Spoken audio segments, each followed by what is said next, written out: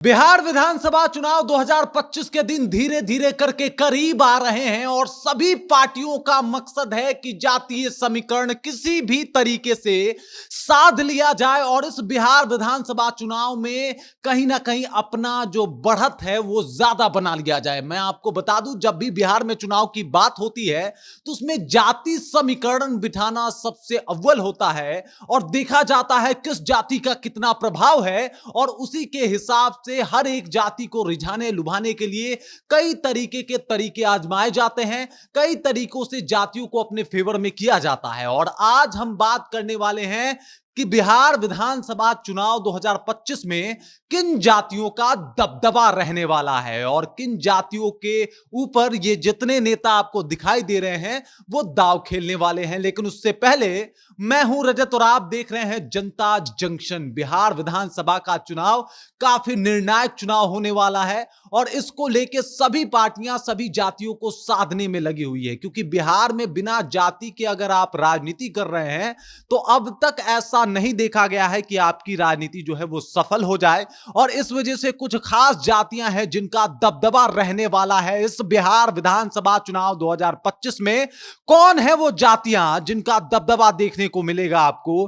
कौन है वो जातियां जो निर्णायक भूमिका निभाएंगी इस बिहार विधानसभा चुनाव 2025 में? इसी के ऊपर बात करेंगे। और ये जितने नेता आपको दिखाई दे रहे हैं, नीतीश कुमार हो या फिर आपको ये दिखाई दे रहे हैं सम्राट चौधरी, चिराग पासवान या तेजस्वी यादव, सबके नजर में ये जातियां जो है वो हैं और इनको साधने के लिए कई सारे पैंतरे, कई सारे तरीके आजमाएंगे। सीधे चलते हैं, आपको दिखाते हैं हम कौन कौन वो जातियां हैं। तो आप देख लीजिए, पहले नंबर पे आप ध्यान दीजिए, यादव जी। बिल्कुल, इन लोगों का दबदबा बिहार विधानसभा चुनाव में बहुत ज्यादा देखने को मिलता है। यादव जी लोगों का जो पावर है ना, वो आपको देखने को मिलता है बिहार विधानसभा चुनाव में। इसके कई सारे कारण हैं। पहला कारण है कि आप देख लीजिए 14.266% इनकी आबादी है और आप समझ जाइए कि इनके बिना बिहार विधानसभा का चुनाव जो है, अगर आप इन जीतने का सपना देख रहे हैं तो वो नामुमकिन सा दिखाई देता है। वजह यह है कि आबादी बहुत ज्यादा है और दूसरा वजह यह है कि इनका जो वोट होता है वो एक तरफा गिरता है। मतलब किसी को इन्होंने चुन लिया तो चुन लिया और उसके हो लेते हैं, उसके साथ चले जाते हैं। इसीलिए यादव वोटर जो माने जाते हैं, ये माना जाता है कि जो यादव वोटर हैं वो निर्णायक भूमिका निभाते हैं बिहार विधानसभा के चुनाव में। और साथ ही साथ ये शुरू से ही वॉरियर टाइप के लोग रहे हैं, वॉरियर रहे हैं और इसी वजह से ये माना जाता है कि एक तरफ अगर ये एक मुश्त होकर वोट कर दे तो बिहार विधानसभा की जो पूरा एकदम से मुस्तकबिल के साथ साथ जो भूगोल है वो बदल के रखने की हैसियत रखते हैं, क्षमता रखते हैं। और इसी वजह से जितनी भी पार्टियां हैं वो यादव वोटर को साधने की कोशिश तो करती है। लेकिन अब चूंकि इस यादव जाति के ऊपर जो सबसे ज्यादा किसी पार्टी का दबदबा है तो वो है आरजेडी का।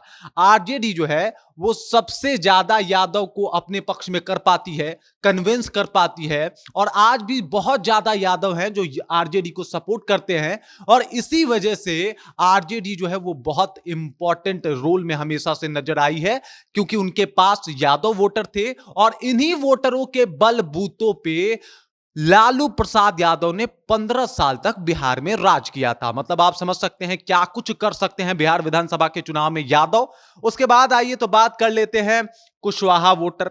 लव कुश समीकरण समझते हैं ना जी? बिल्कुल वही समीकरण जो नीतीश कुमार को मुख्यमंत्री बनाता है, वही समीकरण जो बताता है कि भाई इस राजनीति में नीतीश कुमार किस तरीके से अहम है, और वही समीकरण जिसके बदौलत अभी तक नीतीश कुमार कुर्सी पे बैठे हैं, ये है कुशवाहा और इसके साथ साथ कुर्मी का समीकरण, लव कुश समीकरण, जिसमें आप देख लीजिए 4.27% कुशवाहा वोटर है, 2.87% जो है वो कुर्मी वोटर है। जब कुशवाहा लोगों का जातिगत जनगणना हुआ और जो रिजल्ट सामने आया उसके बाद कुशवाहाओं ने नाराजगी जताई। उन्होंने कहा कि हमारे साथ धोखा हुआ है, हमारे जात को कम करके दिखाया गया है। और आपने ये भी देखा कि लोकसभा चुनाव में किस तरीके से लालू यादव कुशवाहा को खुश करने के लिए चाह रहे थे कि भाई किसी भी तरीके से ये जात जो है ना वो मेरे पक्ष में आ जाए। इसका एक मतलब बहुत सारा फायदा हो सकता है लालू यादव को। एक तो नीतीश कुमार के तरफ से ये वोट जो है वो कटेगा और लालू में जाके मिलेगा, तो इसका सीधे सीधे तौर पे लालू यादव को फायदा हो सकता है। मतलब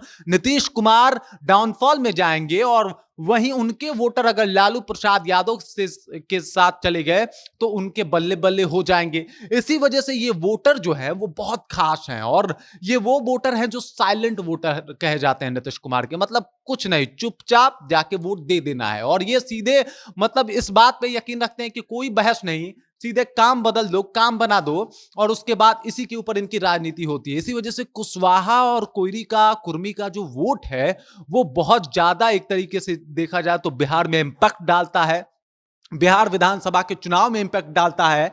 और इसी वजह से इस बार भी बिहार विधानसभा के चुनाव में कुशवाहा और कोयरियों का दबदबा आपको देखने को मिल सकता है।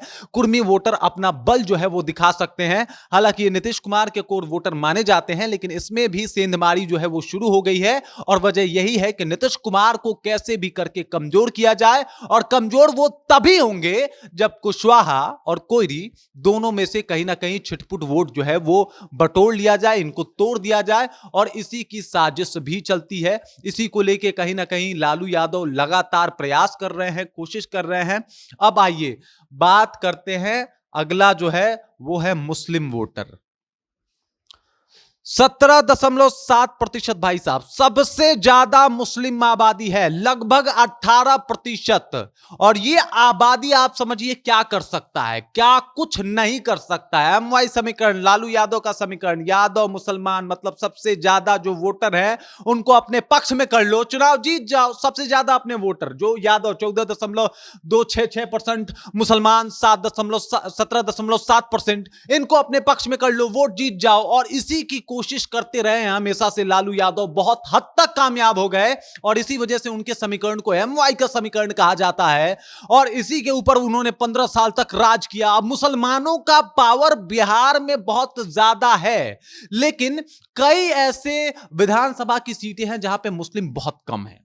अब ये एक जगह पे 60% है, 70% है और एक जगह पे 2% है। और यही वजह है कि मुसलमानों का इंपैक्ट उस तरीके से नहीं दिख पाता जितना इनकी आबादी है। आबादी 17 मतलब लगभग 18% सबसे ज्यादा है। और इनकी आबादी 18% लगभग होने के बावजूद भी हर एक विधानसभा पे एक जैसा इंपैक्ट नहीं है। कहीं पे एक तरफा मुसलमान जो है वो बता देते हैं कि भाई यहां पे जीत जो है वो आपकी हो जाएगी, और कहीं कहीं पे मुसलमान चाह के भी कुछ नहीं कर सकते क्योंकि वहां 1%, 2%, 3% पे हैं।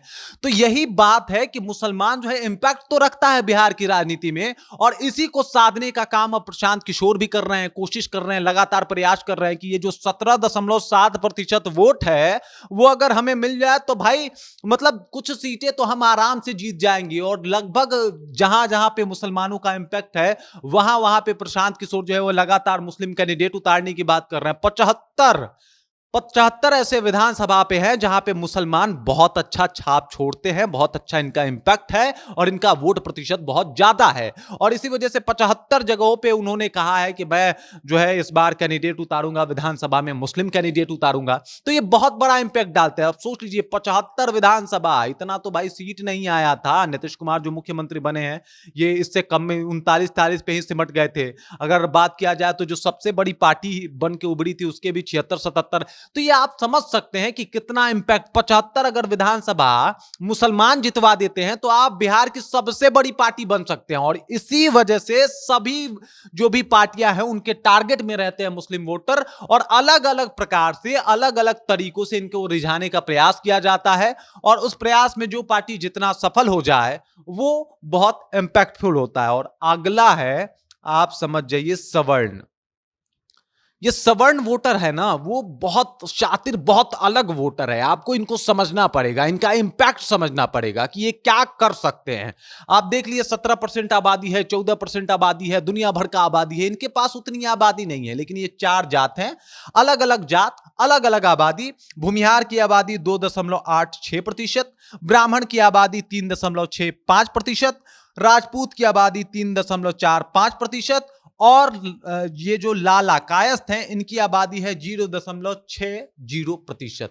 मतलब लगभग 10%। पूरा सवर्ण मिला दिया जाए तो इनकी आबादी इतनी ही होती है, लेकिन इनका इंपैक्ट इतना नहीं होता। इनका इंपैक्ट इससे 10 गुना ज्यादा आप अंदाजा लगा सकते हैं, क्योंकि हर एक जात ये बात समझता है कि उसे राजनीति करनी कैसी है। हर एक बात को ये बात पता है, हर एक जात को ये बात पता है, चाहे वो भूमिहार हो। हमारे यहाँ एक कहावत भी कही जाती है कि नली गली सरकार का, बाकी सब कुछ भूमिहार का। क्यों कहा जाता है? क्योंकि इनका इंपैक्ट बहुत ज्यादा रहा है। आप जब जिस तरीके से भूमि का सर्वेक्षण हुआ था, सर्वे हुआ था, उसमें 39 से 40% जो है इंपैक्ट डाल रहे थे भूमिहार, उनके पास भूमि था, इसी वजह से इन्हें भूमिहार भी कहा जाता है। अब इनके पास इतनी भूमि है, इन लोगों के पास, ब्राह्मण के पास भी बहुत भूमि है, बहुत हमेशा से इंपैक्ट डालते आए हैं बिहार की राजनीति में। राजपूत के तो कई बड़े नेता भी रहे हैं और इनका भी इंपैक्ट बहुत ज्यादा रहा है। और कायस्थ के बारे में मैं आखिरी में बताऊंगा कि ये कैसे इंपैक्ट डालते हैं। तो सबसे पहले समझिए, भूमिहार का आप समझ गए, बहुत ज्यादा इनके पास भूमि है। और आप इस बात को समझिए कि रोजगार के लिए लोग पहले कहीं और नहीं जाते थे। रोजगार के लिए लोग पहले इन्हीं लोगों के पास आते थे, काम मांगने, काम ढूंढने। और आप समझिए, अगर ये चाहें तो इंपैक्ट डालते थे इनडायरेक्टली तौर पे। वो कहा करते थे कि भाई इसको वोट दे देना, इसको आप जाके मत दे देना, और लोग इनकी बातों को सुना करते थे। इसी वजह से ये बिहार की राजनीति में इतने सार्थक हैं कि ये जो कह दिया करते थे बाकी के जात लोग मान लिया करते थे। भूमिहार ने कह दिया, मानना है, पंडित जी ने कहा है तो भाई मानना तो पड़ेगा ना। तो इनका इंपैक्ट बहुत ज्यादा पड़ता है। मतलब इनके प्रतिशतता पे मत जाइए आप। ये गेम, एक जात गेम बदल के रख देगा, पूरा बिहार विधानसभा का गेम बदल के रख देगा, क्योंकि इनका इंपैक्ट बहुत ज्यादा पड़ता है। हर एक जात जो है इनसे प्रभावित, इन्फ्लुएंस बहुत जल्दी हो जाता है। वो राजपूत का आप देख लीजिए, राजपूतों ने तो मतलब अलग तरीके से इंपैक्ट डाला, अलग तरीके से इनका दबदबा रहा, और इनके दबदबे की वजह से इनके खिलाफ कोई बोलने वाला नहीं था। इन लोगों ने जो कह दिया वो करना पड़ेगा, और इस तरीके का माहौल रहा। और इसी वजह से ये आबादी भले 10% हो, लेकिन इनका इंपैक्ट जो है इससे 10 गुना ज्यादा हो जाता है। अब देख लीजिए, कायस्थ का मैं इसलिए जिक्र कर रहा था कि ये पढ़े लिखे लोग होते हैं, इन्हें पता होता है कि किस तरीके से वोटरों को रिझाना है। मतलब अगर आपके पक्ष में एक कायस्थ वोटर है, तो वो अगर चाहेगा तो 2-3 को अपने साथ रिझा लेगा। वो इसमें कला होता है। पढ़े लिखे लोग होते हैं, पढ़े लिखे समुदाय से आते हैं, कई सभी लोग जॉब के तलाश में रहते हैं, मतलब काफी इंगेज लोग हैं। तो ये बहुत इंपैक्ट डालता है। ये सारी पर्सनैलिटी जो है, आप गांव में जब जाइएगा तो फलानवा का लड़का MBBS है, उससे जाके पढ़ो, जानो, सीखो, ये सारी चीजें आज भी होती है। और इसी वजह से ये जो सवर्ण है आज भी बिहार के राजनीति में बहुत सार्थक है, बहुत इंपॉर्टेंट है, और बहुत गजब की भूमिका निभाते हैं। इसी वजह से इन सभी जातियों के ऊपर, इन सभी बिरादरियों के ऊपर बिहार में जब भी राजनीति होता है तो इनके ऊपर ध्यान दिया जाता है, क्योंकि इन सब जातियों का दबदबा बहुत ज्यादा है। यादव जी का दबदबा अलग है, मुस्लिम्स का दबदबा अलग है, कुशवाहा का दबदबा अलग है, इधर भूमिहार हैं, राजपूत हैं, ब्राह्मण हैं, इन सब का इंपैक्ट अलग है। तो अगर इस बार भी 2025 का जब चुनाव होगा बिहार विधानसभा का, तो उसमें देखिएगा इन सबको ही फोकस किया जाएगा और इनके ऊपर ही चुनाव लड़ा जाएगा। मुद्दे भी इनमें से ही चुन के आएंगे और मुद्दे भी इनसे ही उठाए जाएंगे, क्योंकि सबको पता है कि अगर इन जातियों को छोड़ के आप सोच रहे हैं चुनाव लड़ना, वो भी बिहार में विधानसभा का, तो भूल जाइए, आपके बस का नहीं है, आपसे ना हो पाएगा फिर। तो बाकी आपको क्या लगता है कि आप इन जातियों को कैसे देखते हैं, इनके इंपैक्ट को कैसे देखते हैं? आप कमेंट करके जो है अपना विचार हम तक पहुंचा सकते हैं। बाकी आप देख रहे हैं जनता जंक्शन और मेरा नाम रजत है।